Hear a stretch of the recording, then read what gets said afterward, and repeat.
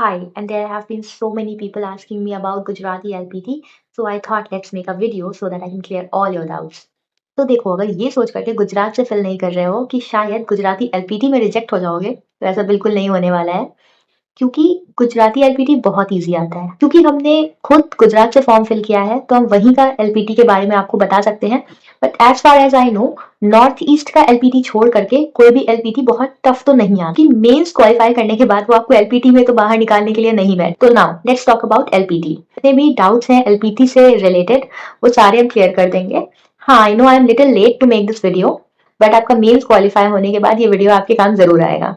So let's start. Gujarati LPT के लिए सबसे पहले आप उनका वर्णमाला सीखो। गुजराती कक्को बोलते हैं उसको। आपको काउंटिंग्स आनी चाहिए गुजराती में।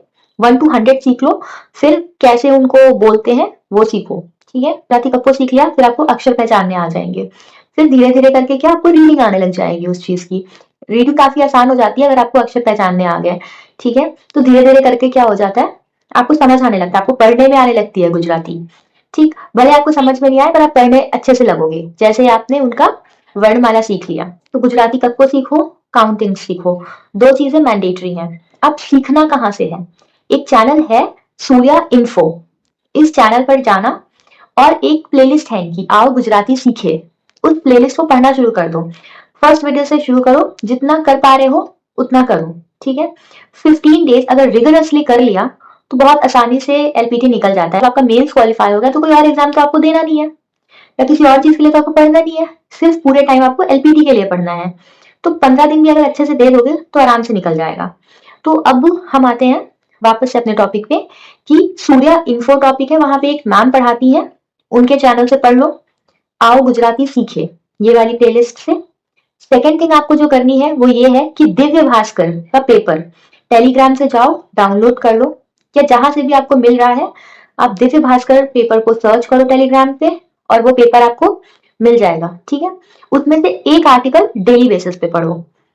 फिर सूर्या इन्फो पे ही वो पैसेजेस भी सॉल्व कराती है गुजराती के, उन पैसेजेस को सॉल्व करो। पर पहला स्टेप हमारा ये होना चाहिए कि हमें अक्षर पहचानने आ रहे हो, हमें रीडिंग आ रही हो, और हम धीरे धीरे करके उनकी आओ गुजराती वाली प्लेलिस्ट कंप्लीट कर रहे हो। एक passage on a daily basis करो और दिव्य भास्कर का एक आर्टिकल करो। इतना करो, इससे ज्यादा कुछ और नीडेड नहीं है।